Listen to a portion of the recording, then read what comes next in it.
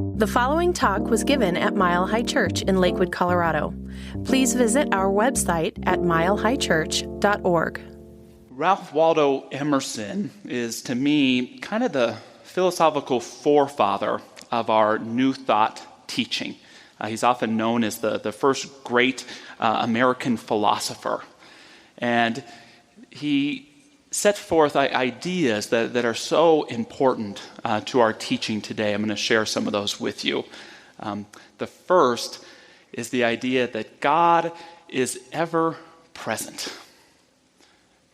God isn't so much a being that created the world and lives above it, but is inherent in all things. Emerson believed in what he called the oversoul. My soul must be in need of an organ here, he said. Shall I not assume the post? The divine expresses, he taught, in nature, in friendship, in our own self-realization. Another essential idea that Emerson taught was the idea of spiritual independence. If you are to be an individual, you must be a nonconformist, he said, which is why it's so tricky getting members here at the church, right? And it speaks to us because most of us here, some of us grew up in this teaching, but a lot of us were here because we're spiritual rebels or we're spiritual refugees. And a lot of this is Emersonian, and he believes so strongly in the idea to never imitate, to always insist on being yourself, because he believed how we truly reach God is within ourselves. By discovering our own genius, do we discover the genius that created everything. Emerson began his career as a Unitarian minister. His father was a Unitarian minister. His father was a Unitarian minister, and he liked it well enough, but he began to have this authentic struggle with the idea of the ritual of communion. For him, he didn't like seeing himself in particular as someone that would serve as a medium for God, giving the wafer and the wine, as wonderful as the ritual is. So he was personally struggling with it, so he brought the leadership of the church together, and he decided, you know what, we're going to take a vote. The congregation can vote to have me as their minister or to keep the Holy Communion. And so the membership took a vote. They kept the Holy Communion, and the world, we might say, got Ralph Waldo Emerson. But everything we see in our culture today about being your true self, about not following someone else's path but blazing your own trail, all of this owes a debt to Emerson. This idea of experiencing and expressing the divine through our own self-discovery, through realizing our own precious nature. A third idea that Emerson brought to us was an immense positivity, or what I'm calling today a profound kindness. Emerson didn't have an easy life. It was filled with lots of loss, yet he had a great idealism for what an individual could be or become, or for humankind itself. I think that some of the people who were studying Emerson got his teaching of positivity a little mixed up when they started seeing positivity as a technique. You know, if you just practice being positive, good things will happen to you, and there's some truth to that. But Emerson really meant it in the way that profound kindness and immense positivity is really a byproduct of having a relationship with the sacred within you. That it's really a byproduct of discovering and being committed to being your thriving self. It's really the byproduct of how Emerson defined prayer, of contemplating things from the highest point of view. When we live truly open-hearted, positivity comes easy, even in difficult situations. Profound kindness becomes not just a cool thing to practice, but our very way of being. It's a way of being awake in this thing called life. Probably my favorite quote from Emerson, which is saying a lot because there's so many of them. He wrote in an essay called Friendship. He said, "We have a great deal more kindness than is ever spoken. We have a great deal more kindness than is ever spoken. A great deal more kindness than is ever spoken. I see this when there's a natural disaster that hits a town and you see all the neighbors coming together to help each other out. I think about all of those so-called strangers that we know so well, but we have no idea what their name is or anything about them, and yet our hearts are fond of. That neighbor you've driven by 1,000 times and waved at, but you know nothing of their name or their family. The server at a restaurant, the coffee barista, the person that sits behind you in church for years and years, and you haven't really gotten to know one another. You can say hi to them right now, by the way. Hey, how you doing? But think about how many people who don't know how much we admire them there are. That there's something about unlocking that profound kindness and sharing it with others in a more profound way. And this quote about this kindness within us, it's inspiring, and yet it can make me a little melancholy as well. There's more kindness in me than will ever be spoken. There's more kindness in you than will ever be spoken. More love in you than you'll ever be able to express. More joy in you than you will ever be able to embody. How wonderful it is to know that we have that infinite source within us, but how often do we hold that kindness or that love or that joy back? How much do we miss the availability of it around us through other people? I remember I had just become a licensed practitioner. It was 20 years ago. I was 18 years old. And I was making my way through the lobby of the church in Huntington Beach where I got to serve. And there was kind of a scruffy-looking gentleman there. And I went up and I said, "How are you doing today?" And he kind of gave me a sour look and he said, "I'm not telling you."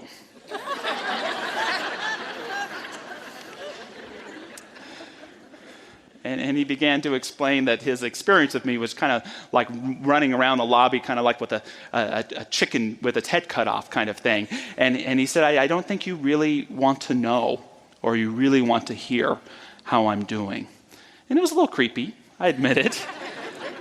but I took it to heart and thanked him for his sharing. And I saw him here or there. And a few weeks later, he came up to me. He said, I'm ready to tell you how I'm doing now. I said, okay. And so we went and we sat down and he told me about himself. He told me about his life. He told me about the struggles he was going through, his family life. And it was an honor to behold him. It was an honor to get to listen. That's sometimes the greatest honor there is in life, to be present to somebody. And so we completed our conversations, and I only saw him at church a couple times after that, and it was about 3 years later. I had just finished a bartending shift, the best ministerial school that there is, and was having a beer with some friends when I saw him walk into the bar. And he looked about 100 years older. He looked disheveled and not in good shape, and he sat down at the bar, and I still was so excited to see him. My heart awakened, and I went and sat next to him, and I said, "How are you doing?" And he said, "Buy me a scotch and I'll tell you." And so I did. And he drank the scotch, and I could tell pretty quickly he had no recollection of who I was. And he mumbled this and mumbled that, and I could see that he was in a very dark place. And as we walked out of the bar, I saw a broken man. I saw a dying man. I saw a man in deep pain. And so I had learned 2 lessons from this man. The first, the importance of doing our best to be present and to listen. But the second lesson was how when any of us can get into a dark place, that we can become ignorant to the ears that are truly available around us. How we can unintentionally turn away from the hearts that are really available to us. How we can dig ourselves into such a deep place and feel so utterly alone that we forget that profound kindness that can be reached with a willingness to open our hearts. Maybe many of us don't find ourselves in as dark a place as this man, but I can tell you that a lot of us have to ask ourselves, do I live my life authentically or defensively? when it comes to this thing called kindness and love and the spirit of life? Am I weary of it? Or do I step fully in and embrace it? When it comes to that stranger and approaching them and sharing that adoration and that kindness, what do you say? Gosh, I'm supposed to talk to them? I haven't talked to them in years. It'd be kind of awkward to do it now, right? Well, maybe at first. But you'll get over it. What about my tough guy or tough girl image? Well, you can let that go. What if I come off as creepy? What if they think I'm hitting on them or something? Well, if your intention is only to be kind, then let that be that. What if they don't feel the same way about me as I feel about them? Well, it's not a date to prom. It's just about sharing that adoration of our heart. It's that willingness to recognize that status quo of so-called social niceties where we're just in politeness and we don't really honor and acknowledge one another is not for us. How many of us at times in our lives have made a calculated decision not to love, to hold back? People are generally pretty lovable when you get to know them. And when we get to know ourselves and we're willing to show up with that profound kindness to make it the centerpiece of our lives, incredible things can begin to happen. Incredible things can begin to take place. It's one thing to think about how we treat strangers with kindness, but it's a whole other thing to even consider how we practice it with people that we love, people that we know best. I remember being 10 or 11 years old, and the person that I loved and adored the most in my life was my father. I still do. That 10-year-old in me still just loves my dad. And my dad was someone who worked very hard, and he liked his alone time. So he'd come home from work, and he'd lay on his waterbed, and he'd read science fiction novels or listen to records. And I remember on one evening in particular, I went into his room, and I said, "Good night, Dad. I love you." And he mumbled something, but it certainly wasn't "I love you too." And I'll stop right now and say my dad loves and loved me very much. This was my experience. But as I walked away, my heart began to crunch up. It began to wilt. It began to stop. Why didn't my dad say "I love you too"? Is he mad at me? Does he not love me? Maybe he doesn't think I'm being man enough. Maybe a man isn't supposed to say I love you. And I made a little commitment there in my heart right there. I'm never going to say I love you to anybody ever again. And it wasn't true, of course, but the sentiment was there. There was a dam that was built up in my heart in that moment. And so there was a little bit of truth to that, of holding back. And in life, it's really hard not to love when you love somebody. You ever have that where you're really mad at someone and you can't help but express love in some way? You get mad at yourself. I'll be in an argument with my wife. You got to do that every once in a while and get it all out. And I'll be storming out of the door and she'll say, I put a snack for you in the refrigerator. What was that? I said, I put a snack for you in the refrigerator. And you go in, oh my God, it's celery with peanut butter and raisins on it. That's ants on a log. I love ants on a log. Okay, goodbye. Slam the door. Go to work. Go through the motions. It's hard, but I can tell you in my life for the next 12 or 13 years or so, I had a lot of trouble being intimate. And if you were to ask me what my greatest fear was, it might be saying I love you to somebody, especially to a family member. The fear that I had wasn't being rejected, but at some point it was there being such an overwhelming sense of love that I'd just become a puddle on the floor. That's the thing about opening your heart. Learning to not have a hardened but an open heart is to realize it's not so much about letting the love in, it's about letting all the love that we've held on to out. Love that we've held on to that may be creating the opposite of what love is, a toxicity in our life. a lack of certainty and self-confidence, a certain amount of pain, to let it out. That was kind of a scary idea for me. And so I was a little scared of that day of saying, I love you to my dad. But you know what happened? I said, I love you, Dad. And you know what he said? I love you too. It was just a removal of all of that story that I told myself. We say, I love you more and more now. We write it in cards and draw little hearts around it. We're totally into it. But that's the question for us, is there a love for someone that I'm holding back out of fear that it won't be returned, or out of the fear that it may be overwhelming? It takes courage sometimes to practice profound kindness. It takes courage sometimes to practice a big kind of love in our lives. But we're up for it, because there's nothing more vital, nothing more sacred than to tell the people we love them. To practice our boundaries, to take care of ourselves. We don't have to be weird about it, but to be present and to live from that place of heart. A few tips today on practicing profound kindness based in the philosophy of Emerson. And you can apply this to an encounter with a stranger, to an encounter with your partner, to an encounter with a good friend. But the first thing is to make your friend the main event. I love something that Emerson said. He said, a new person to me is always a great event.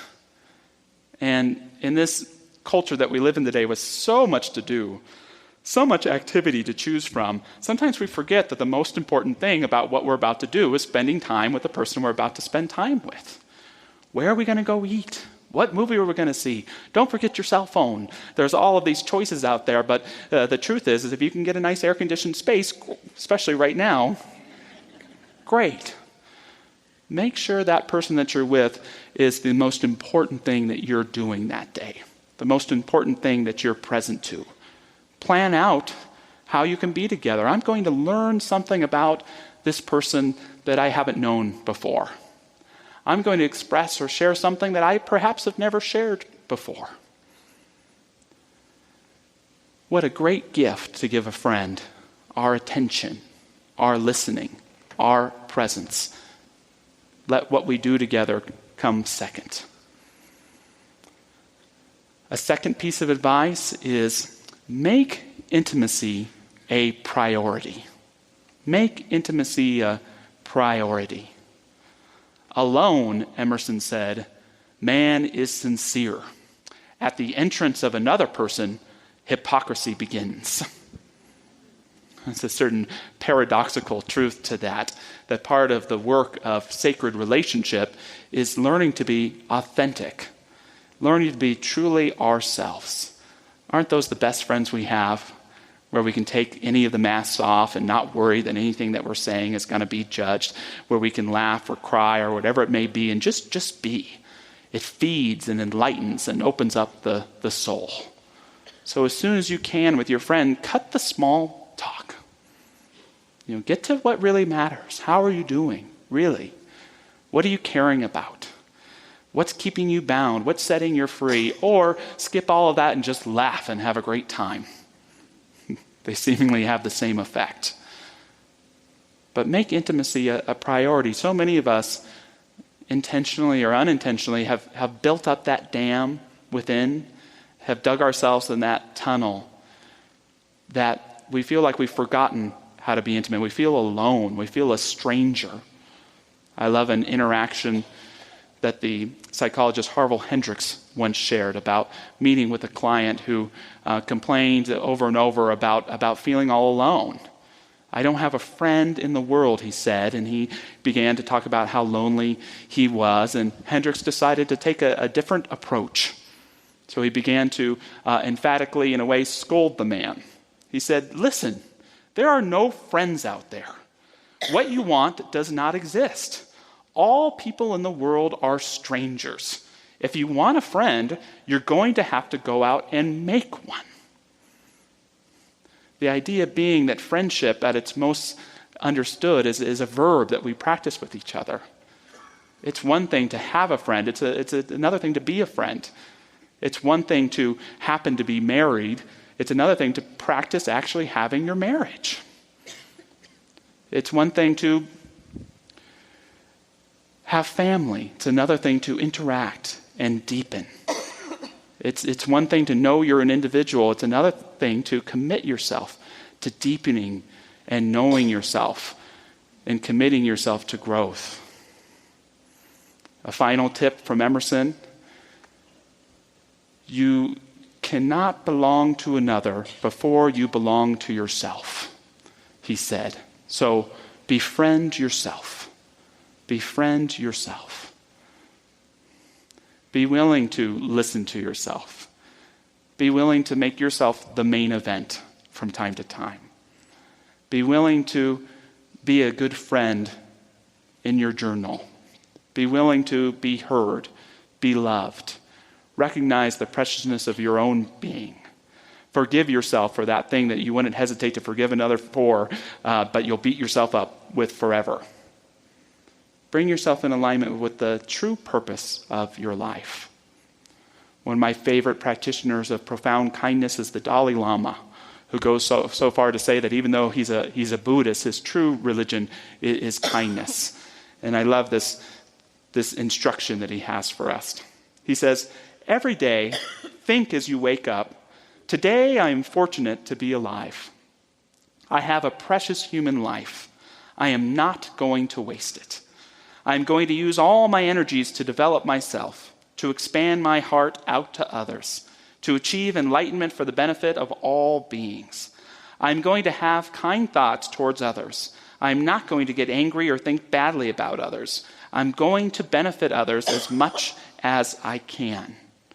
Isn't that a much better purpose than I got to go to work today? Or I've got to do this for such and so today? To center yourself into who you really are and why you're really here. There is a great power, the greatest power that any of us have in this life. It's the power to help someone. It's the power to acknowledge and honor someone. It's the power to see the truth and the ability of someone else who perhaps can't see it about themselves yet. It's the power to love someone. It's the power to behold and be present and listen and embrace someone. These powers are no longer with the greatest philosophers of our past because they're no longer here. It's us that has the great power to be present and give that gift of kindness wherever we go. Why would we waste time doing anything else? To close with some more words from the Dalai Lama on the religion of kindness.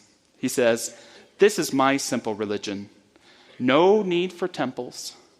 No need for complicated philosophy. Your own mind, your own heart is the temple. Your philosophy is simple kindness." Thank you for listening to the Mile High Church podcast. This podcast is made possible by the generous contributions from listeners like you. If you'd like to make a donation, text 720-230-1404 or visit us at milehighchurch.org.